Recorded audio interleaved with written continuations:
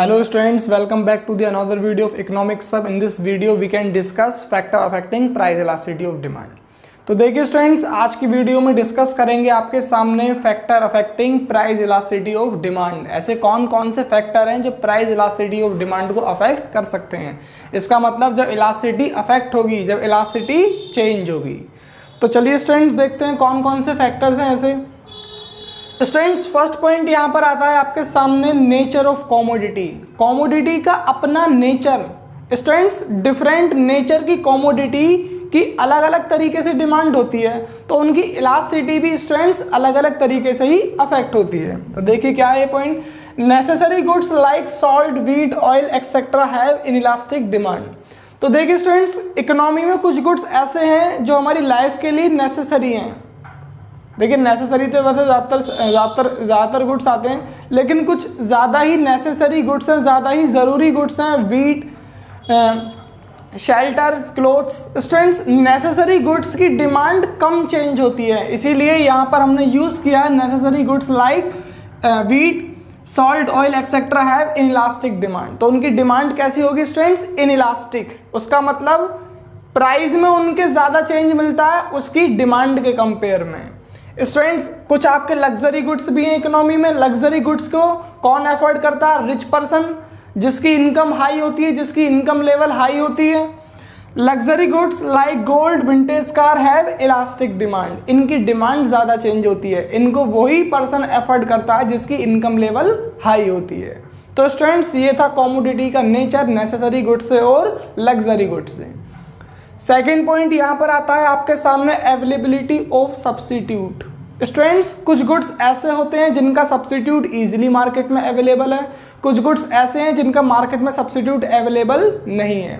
भाई सीधी सी बात है, अगर मुझे इस मार्कर का सब्स्टिट्यूट मिलता है तो मैं सीधी सी बात है, मार्कर अगर मुझे टाइम पर नहीं मिलता है तो मैं उस मार्कर की जगह इसके सब्स्टिट्यूट को परचेज कर सकता हूँ। तो मार्कर की डिमांड स्टूडेंट्स चेंज हो सकती है। इसका मतलब क्या है, जिन गुड्स के सब्स्टिट्यूट इजीली अवेलेबल हैं, demand for goods which have close substitute like T and coffee have more elastic demand. इनकी स्टूडेंट्स डिमांड में ज़्यादा चेंज आता है, इनकी इलास्टिसिटी ऑफ डिमांड रहती है इलास्टिक। और जिस गुड्स का सब्स्टिट्यूट नहीं मिल पाता उनकी डिमांड कैसी रहती है, उनकी इलास्टिसिटी ऑफ डिमांड कैसी रहती है? Inelastic. Cigarette, liquid, alcohol etcetera, These goods have inelastic demand।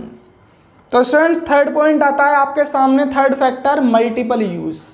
अब एक ही कॉमोडिटी का अलग अलग जगह पर उसका यूज हो रहा है, मल्टीपल। फॉर एग्जांपल हम इलेक्ट्रिसिटी की बात करें, इलेक्ट्रिसिटी का यूज हो रहा है आपके आपके घर पे भी होता है। इंडस्ट्री में प्रोडक्शन के लिए जो मशीनरी चलती है वहाँ पर भी इलेक्ट्रिसिटी का यूज़ होता है। ज़्यादातर वर्किंग के लिए मशीनरी या मशीनरी से अदर आपके होम।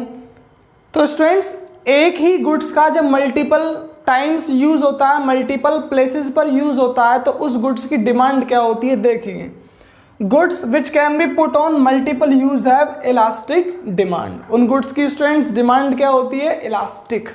उनकी अगर प्राइस में चेंज आता है तो वेरियस स्टेजेस में भी उसका चेंजेस आने लगते हैं।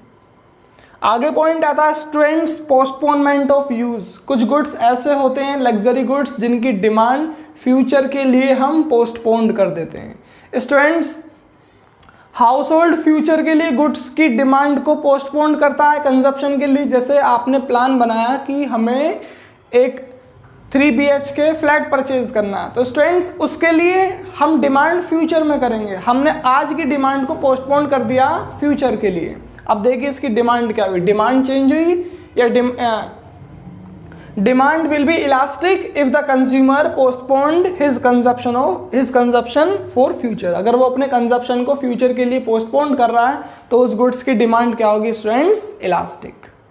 आगे आता है इसमें इनकम लेवल ऑफ बायर। सीधी सी बात है, इनकम तो सीधा डायरेक्टली इफेक्ट डालेगी, इनकम तो सीधा डिमांड पर इफेक्ट डालेगी। इनकम पर्सन्स की बढ़ रही है। स्टूडेंट्स इकोनॉमी में कुछ गुड्स ऐसे होते हैं जैसे लग्जरी गुड्स। लग्जरी गुड्स की बात करें तो पुअर पर्सन तो सोचेगा उसको खरीदे कैसे, लेकिन रिच पर्सन वहाँ पर क्या करेगा? रिच पर्सन उसके प्राइस की केयर नहीं करेगा, वो डायरेक्टली उसको परचेज कर सकता है क्योंकि उसकी इनकम हाई है। If the buyer of goods are high end consumer, high end consumer का मतलब जिसकी इनकम ज्यादा हो, मतलब rich person, accordingly ED is expected to low. Elasticity of demand क्या होगी स्टूडेंट्स, लो होगी, कम होगी, ईडी लेस देन 1, उससे क्या होगी, लो होगी। आगे पॉइंट आता है हैबिट ऑफ कंज्यूमर। स्टूडेंट्स कुछ गुड्स ऐसे होते हैं जो कंज्यूमर की हैबिट में होते हैं। कुछ लोग अल्कोहल का यूज़ करते हैं, कुछ लोग ड्रिंक करते हैं, हार्ड ड्रिंक, कुछ लोग स्मोकिंग करते हैं। तो स्टूडेंट्स वो गुड्स उनकी हैबिट में, वो हैबिचुअल हो चुके हैं उनके साथ में गुड्स। तो स्टूडेंट्स उन गुड्स की डिमांड क्या होगी, उन गुड्स की डिमांड होगी स्टूडेंट्स इनइलास्टिक। डिमांड उनकी कम चेंज होगी क्योंकि वो उनके हैबिट में आ चुके हैं, और जो हैबिट में नहीं है उनकी डिमांड इलास्टिक। तो देखिए स्टूडेंट्स आगे इसमें पॉइंट आता है proportion on income spent of commodity. Consumer क्या करता है, अपनी इनकम का कुछ पार्ट कॉमोडिटी पर खर्च करता है, गुड्स को कंज्यूम करने के लिए उन पर स्पेंड करता है। तो स्टूडेंट्स कुछ गुड्स ऐसे हैं जिन पे कंज्यूमर क्या करता है, अपनी इनकम का कम पार्ट, कम पैसे वो खर्च करता है, और कुछ गुड्स पर ज़्यादा पैसे खर्च करता है। तो स्टूडेंट्स जिस गुड्स पर वो कम पैसे खर्च करता है तो उनकी डिमांड क्या होगी, goods on which consumer spend small proportion having in elastic demand. जो वो कम अमाउंट खर्च करता है अपनी इनकम का गुड्स पर, उनकी डिमांड ईडी क्या होगी स्टूडेंट्स, इन इलास्टिक। डिमांड उनकी कम चेंज होती है, उनके प्राइस ज़्यादा फ्लक्चुएट होते हैं। तो स्टूडेंट्स कुछ गुड्स ऐसे होते हैं जिन पे कंज्यूमर अपनी इनकम का ज़्यादातर पार्ट खर्च करता है। जैसे कि आप कार परचेज कर रहे हैं, बाइक परचेज कर रहे हैं, तो इनकी डिमांड चेंज होती है क्योंकि आप डेली बाइक या डेली कार नहीं परचेज कर सकते।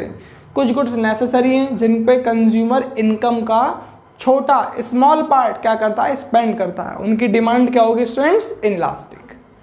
इसके बाद में आता है नेक्स्ट पॉइंट यहाँ पे आपका टाइम पीरियड। स्टूडेंट्स कुछ गुड्स ऐसे होते हैं जिनका टाइम पीरियड शॉर्ट होता है, कुछ गुड्स ऐसे हैं जिनका टाइम पीरियड लॉन्ग होता है। शॉर्ट की बात करें, ब्रेड की अगर हम बात करें स्टूडेंट्स, ज़्यादा से ज़्यादा 2 डेज 3 डेज फ्रीजर में रखा है तो मैक्सिमम 6 डेज, 6 या 7 डेज। तो in case of short time period पे उसकी डिमांड कम चेंज होती है। लेकिन कुछ गुड्स ऐसे हैं स्टूडेंट्स, जैसे कि आपकी बात करें हम इसमें, जिन गुड्स का टाइम पीरियड होता है लॉन्ग। फर्नीचर डिमांड, आप रोज़ तो फर्नीचर नहीं परचेज करते।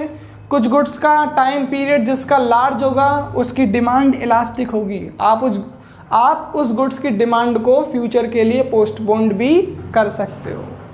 तो स्टूडेंट्स ये थे आपके फैक्टर जो अफेक्ट करते हैं आपके प्राइस इलास्टिसिटी ऑफ डिमांड को।